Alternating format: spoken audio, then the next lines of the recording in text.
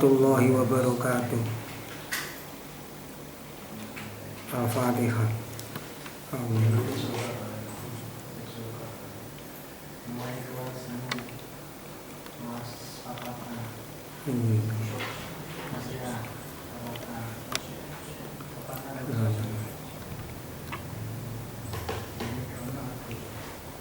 Bismillahirrahmanirrahim. Alhamdulillahirabbil alamin. Wassalatu wassalamu ala asyrofil anbiya'i wal mursalin wa ala alihi wa sahbihi ajma'in. Amma ba'du. Anak-anak sekalian yang berbahagia, mari kita mempelajari fikih syariah. Yang kali ini masih di bab 1. Bab 1 itu membahas tentang fikih wa ma yata'allaqu bihi.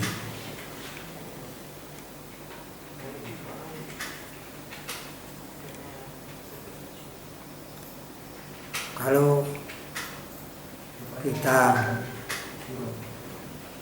mempelajari undang-undang agama Islam atau aturan-aturan agama Islam, itu kita perlu memahami beberapa kata yang berlaku di dalam aturan-aturan tersebut. Di antaranya adalah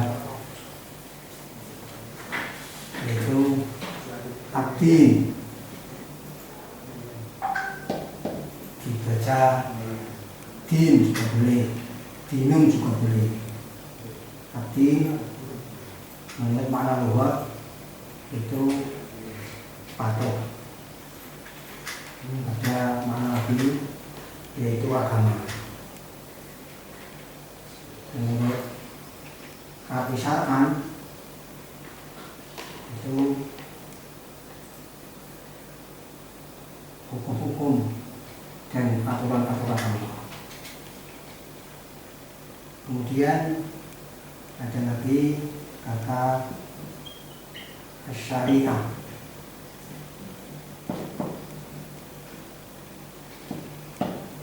Makna luhutan itu jalan.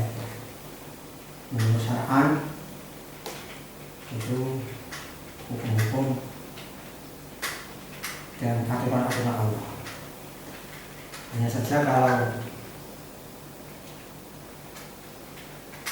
syariah itu berlaku di kalangan umat Rasulullah Shallallahu Alaihi Wasallam, tetapi kalau di atau abdi itu berlaku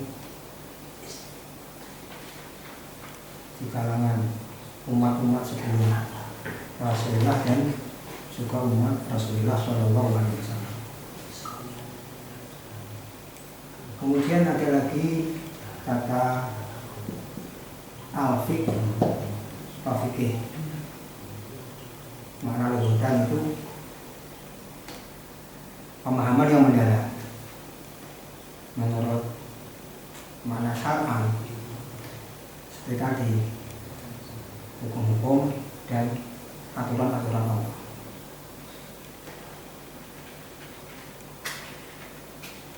Hanya saja ada yang membedakan kalau syariah itu aturan-aturan dan hukum-hukum yang terdapat jelas di Al-Quran Karim. Kalau fikih itu aturan-aturan dan hukum-hukum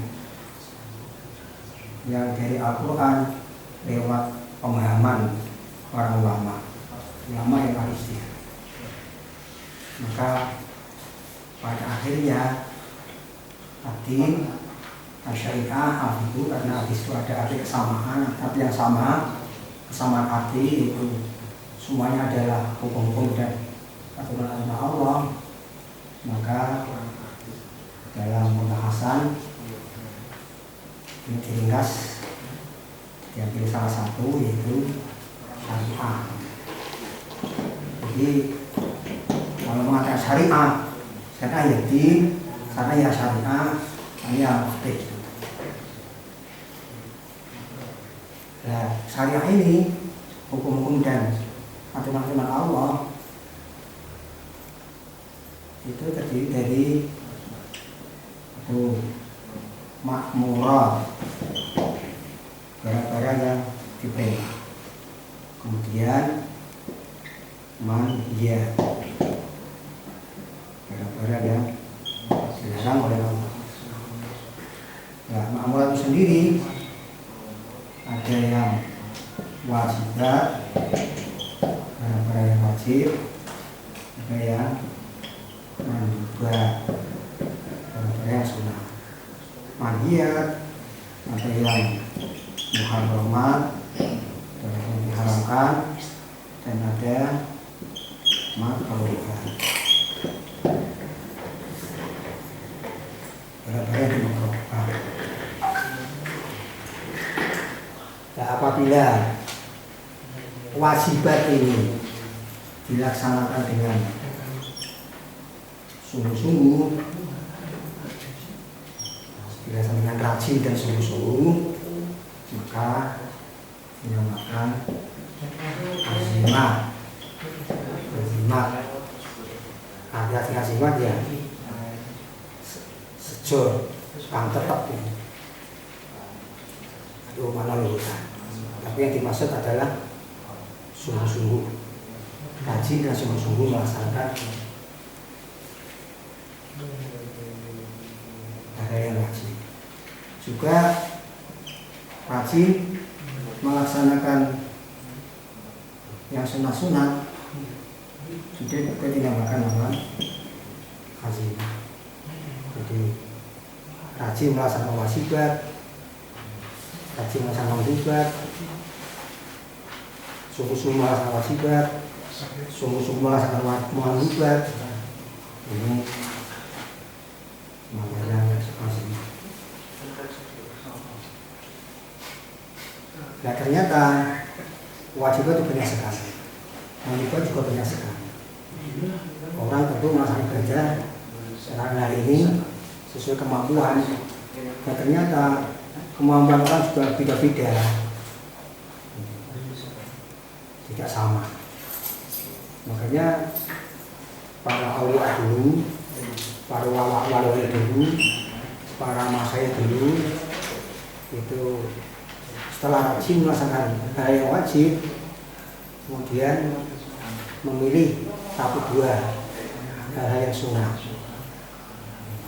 itu ditekuni istiqomah, karena melaksanakan semua ibadah termasuk semua kesunatan itu tidak mampu. Jadi milih satu dua amal ibadah yang ia mampu. Orang dulu ada yang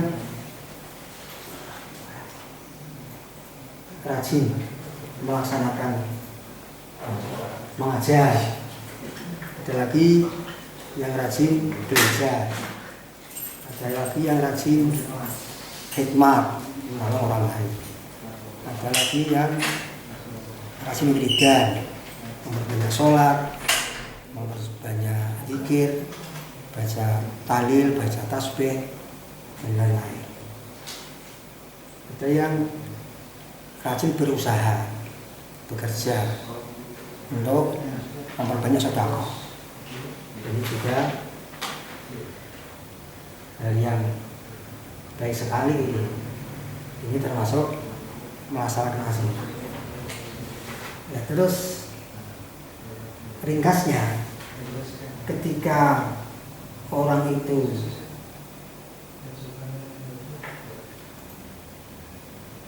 rajin dan sungguh-sungguh melaksanakan makmurat yang terdiri dari wajibat dan mandubat, itu dinamakan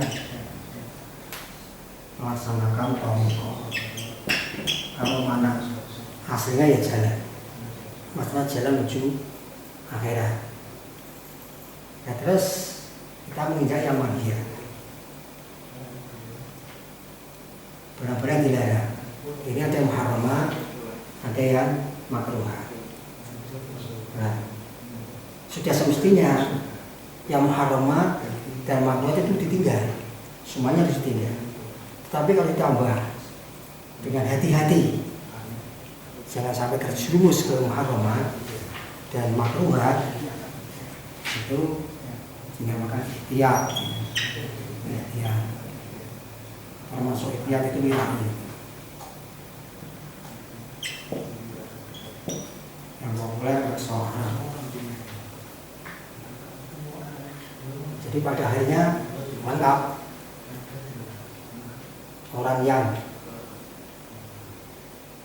sungguh-sungguh dan rajin melaksanakan ma'murat dan hati-hati, jangan sampai terjerumus ke maksiat. Itu nanti dinamakan thariqah. Jadi thariqah yang tidak hanya makmur saja diperhatikan, tetapi maksiatnya juga diperhatikan. Sekali lagi, orang yang rajin beribadah, sungguh-sungguh melaksanakan ibadah dan hati-hati, jangan sampai terjerumus ke barang yang dilarang, itu berarti melaksanakan thariqah.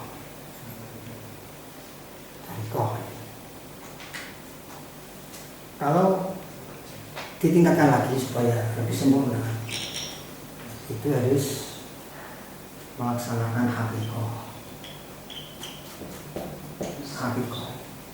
Hal itu artinya kenyataan yang sesungguhnya. Maksudnya gimana? Ketika ia melaksanakan syariah dan thariqah, masa ibadah, itu hatinya mengerti bahwa ibadah yang ia laksanakan adalah karena pertolongan Allah Subhanahu wa Ta'ala. Istilah tasawuf, hakikat itu syuhudul fi'li minallah, melihat pekerjaan itu dari Allah Subhanahu wa Ta'ala. Dengan demikian, kalau syariat dilaksanakan, thariqah dilaksanakan, hakikat juga dilaksanakan, berarti ibadah itu ibadah yang sempurna, ibadah yang kamilah. Kadang-kadang thariqah tidak disebut karena apa? Sudah masuk di wilayah syariah. Syariah dan thariqah itu sama-sama amalan lahiriah. Adapun hakikat itu amalan batin, pekerjaan hati. Jadi kalau tiga yang dilaksanakan, berarti orang itu baik, sempurna lahir dan batin dalam hal beribadah.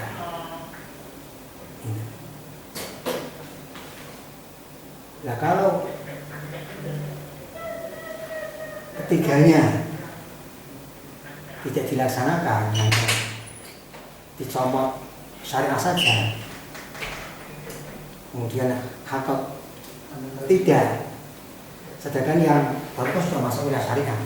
Jadi untuk melintas ucapan, karena baru sudah masuk wilayah syariah, itu ucapannya seperti ini: syariah tanpa hakikat itu nanti hatilah. Syariah di dalam kitab Masnawi pada seperti itu. Syariah hati kotin hati lapar. Syariah itu masuk thariqah di sini karena sama-sama amal lahir. Syariah tanpa hakikat itu kosong, nonsen. Contohnya demikian, dia rajin sholat, Tapi dengan sholat yang ini dia berkeyakinan bahwa yang bisa memasukkan surga dia itu adalah ya sholatnya itu. Tidak karena anugerah Allah, tidak melirik anugerah Allah. Orang yang seperti ini namanya melaksanakan syariat tanpa hakikat. Pada akhirnya ya apilah kosong, nggak dengar. Atau dibalik al hakikat, bila syariat apabila syariat batil, hakikat tanpa syariat itu batal. Ya yakin ya. Contohnya demikian. Orang itu diperintah sholat. Sholat. Pak, Mas, Mbak sholat. Ini jawabannya, saya tidak butuh sholat. Karena keuntungan saya, seada saya, masuk surga atau tidak, itu sudah diputus oleh Allah zaman azali. Kalau saya itu sudah diputus oleh Allah zaman azali masuk surga, saya tidak sholat pun masuk surga. Tapi kalau zaman azali saya diputus oleh Allah, termasuk orang yang syakawa, orang celaka, orang yang ahli neraka, ahlinya, saya sholat pun tetap masuk neraka. Orang seperti ini itu namanya al-haqiqah bila syariah batil. Hakikat tanpa syariah itu batal. Mestinya harus kedua-keduanya, ya harus syariah dilaksanakan, termasuk hakikat juga hakikat harus dilaksanakan. Nah kalau keduanya tidak, ya malah sangat-sangat rusak ya. Gimana kalau dibahas apa? Ini istilah saya sendiri. Hal ibadah bila syariat wa bila hakikat dolar. Ibadah tanpa syariat, tanpa hakikat itu sesat. Kalau sesat ya di neraka. Ini untuk memudahkan contoh, memudahkan pemahaman kita. Adanya rajin belajar, tetapi dia punya keyakinan, ya saya pandai itu karena belajar ini. Itu namanya melaksanakan syariat tapi tidak melaksanakan hakikat. Kemudian yang kedua, contohnya anak suruh belajar tidak mau, saya tidak butuh belajar. Kan bodoh kita sudah diputus zaman azali oleh Allah. Kalau saya diputus oleh Allah pandai, tanpa belajar pun pintar. Kalau saya diputus oleh Allah bodoh, belajar pun ya bodoh. Ini tidak benar, tidak baik. Mestinya harus kedua-duanya. Ya rajin belajar sebagai syariatnya dan mengetahui, yakin bahwa dia bisa belajar ini karena pertolongan Allah. Bisa pandai itu karena pertolongan Allah Subhanahu wa ta'ala. Seperti itu.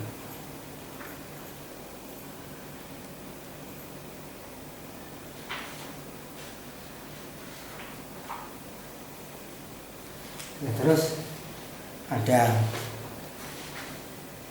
sindiran yang populer yang mungkin sindiran Gus Dur ya.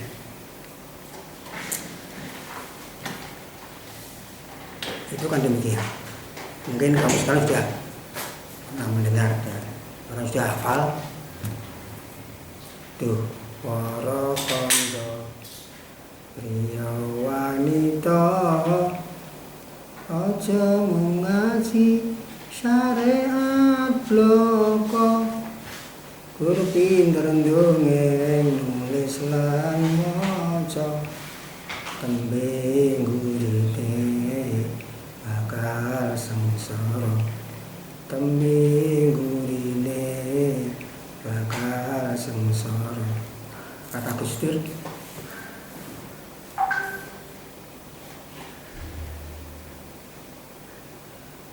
belajar hanya syariah saja itu nanti sengsara. Maksudnya gimana Gus Dur ini? Harus ditingkatkan melajari thariqah dan melajari hakikoh. Yang dimaksudkan terus melajari matematika atau bahasa Inggris meskipun keduanya atau yang juga penting gitu. Tapi semua itu maksud adalah ya, benar-benar memahami syariah, benar-benar memahami thariqah, benar-benar memahami hakikoh. Jadi kalau hanya syariah saja, kata Gus Dur masih sengsara. Nah kalau syariahnya saja tidak dipelajari, tidak paham, ya malah lebih sangat sengsara. Ini malah membahayakan seperti tadi. Ibadah bila syariah, wa bila hakikoh, dolalah. Ibadah tanpa dengan syariat, tanpa dengan hakikat itu sesat. Seperti itu. Terus kala ada orang yang mempermasalahkan, masa iya ajaran Islam ada istilah hakikat juga. Istilah hakikat itu kan istilah para ulama setelah memahami Al-Quran, setelah memahami Al-Hadis. Jadi kalau istilah hakikat dalam Al-Quran ya ada itu pemahaman mereka terhadap ayat-ayat tertentu yang di situ menerangkan arahnya ke hakikat. Seperti contoh di dalam surat Al-Fatihah itu ada ayat iyyaka na'budu wa iyyaka nasta'in. Kalau dimaknani iyyaka ing panjenengan sarasan, na'budu nyembah sapa kita, wa iyyaka ing panjenengan sarasan nasta'in nyuwun pitulung sapa kita. Iyyaka na'budu itu berarti Allah memberi isyarat kepada kita agar bersyariat. Kemudian wa iyyaka nasta'in itu isyarat dari Allah agar kita itu berhakikat. Seperti itu. Ada lagi ketika ada kalimat hayya 'alas shalah, hayya 'alas shalah. Itu artinya kan mari kita melaksanakan sholat. Sebabnya gimana? La haula wala quwwata illa billahil aliyyil azim. Ini. Tidak ada daya dan tidak ada kekuatan kecuali sebab pertolongan Allah Subhanahu wa taala. Juga seterusnya hayya 'alal falah, hayya 'alal falah. Ini sebabnya kalau begitu la haula wala quwwata illa billahil aliyyil azim. Kalimat seperti ini itu mengarahkan kita supaya berhakikat bahwa kenyataan yang sesungguhnya kita bisa melakukan sholat itu adalah karena pertolongan Allah, juga ibadah yang lain. Terus lagi yang sering-sering kita dengar ya, di dalam surat Al-Baqarah ayat 155, 156, 157. Ayatnya seperti ini. A'udzu billahi minasyaitonir rajim. walanabluwannakum bisyai'in minal khawfi wal ju'i wa naqsin minal amwali wal anfusi was samarat wa basyiris sabirin alladzina idza asabatuhum musibah qalu inna lillahi wa inna ilaihi raji'un ulaika alaihim shalawatun min rabbihim wa rahmah wa ulaika humul muhtadin. Walanabluwannakum ana iki temen bakal nyoba ingsun ing sira kabeh bisaen kelawan setitik mina khaufi sing wedi wa julan oleh walang silan kurang mina amwali sing pira-pira bondo wal anfusi lan pira-pira awa-awaan wa samarat lan pira-pira woh-wohan wa basyilan hubungan sira as-sabirin ing pira-pira kang sabar kabeh alladzina rupane wong akeh ida asobatuhum nalikane mekenani ing alladzina musibah apa musibah qalu mengucap sapa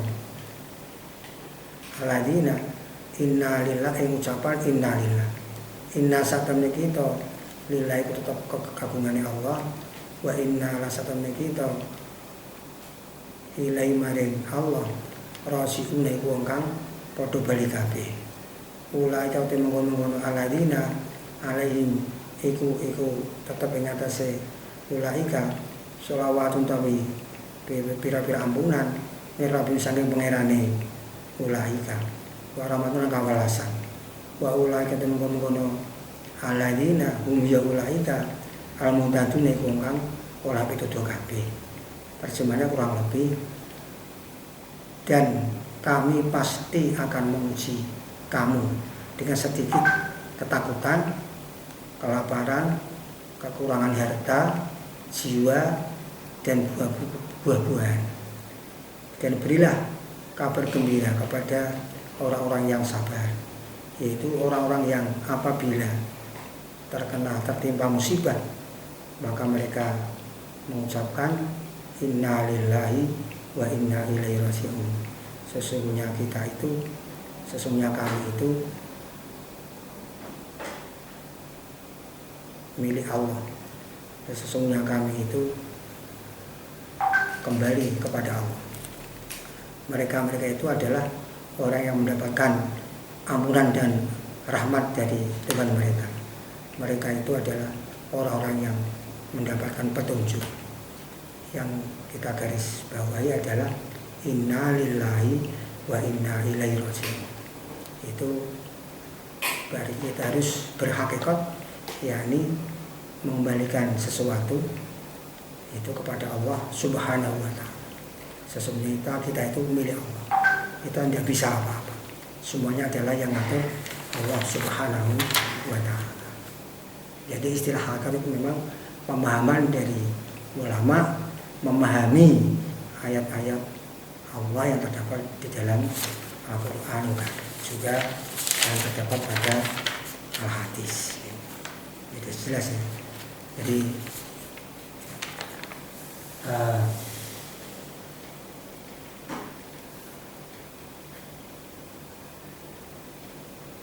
selanjutnya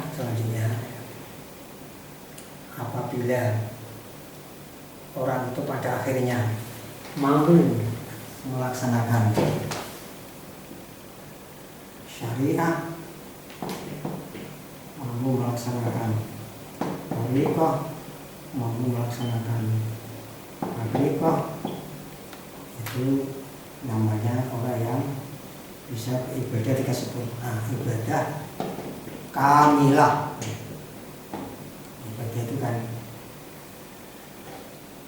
tunduk, ibadah kamilah. Mampu melaksanakan ibadah itu dasarnya ibadah kamilah. Atau kata lain takwa sudah bisa. Takwa itu takut kepada Allah. Kalau yang sering-sering kita dengar takwa ya, imtitsalul awamir wajtinabun nawahi, melaksanakan perintah-perintah Allah dan menjauhi larangan-larangannya. Kalau ada istilah lain, kalau orang ya, mampu melaksanakan syariah, tariqah, hakikat itu dinamakan suluk thariqil akhirah. Suluk thariqil akhirah, ngambah jalan akhirat. Jadi ada yang ketinggalan itu contohnya ikhtiar, ya, contoh ikhtiar. Hati-hati itu di dalam kitab Kifatul Aqdiyah ada orang perempuan yang pekerjaannya menenun di rumah tinggalnya di atas, terus ada sorot lampu dari tetangganya masuk ke rumahnya. Dia bingung ini gimana, apa itu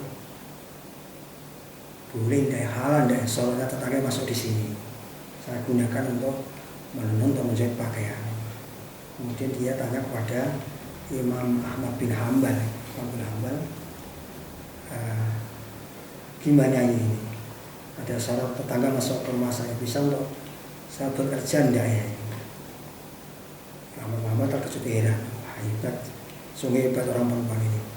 Ini benar-benar wira ini, benar-benar hati-hati, takut terjerumus ke barang yang haram. Pesan akhirnya nasihat atau fatwa Imam Ahmad bin Hambal, begini Bu, jangan pakai sinar tetanggamu itu, tapi pakai lampu sendiri saja. Jadi ini dari contoh hati-hati, gitu ya. Hati-hati jangan sampai terjerumus ke barang yang haram. Jadi sekali lagi saya ulang, apa itu orang yang melaksanakan syariah, kemudian melaksanakan thariqah, melaksanakan haqiqah, itu berarti dia melaksanakan ibadah yang kamilah. Atau kata lain, suluk thariqil akhirah. Kalau benar-benar mampu melaksanakan ini, tentu insya Allah jadi orang yang berbahagia, mulia dunia dan akhirat. Sekian yang saya sampaikan pada kali ini. Ini adalah pelajaran fikih kelas 10. Nah, sebagai tugas ayat tadi surat Al-Baqarah ayat 155, 156, 157 itu ditulis, dimaknai gandul dan diterjemah, selanjutnya setorkan kepada saya. Wallahu a'lam bishawab. Wassalamualaikum warahmatullahi wabarakatuh.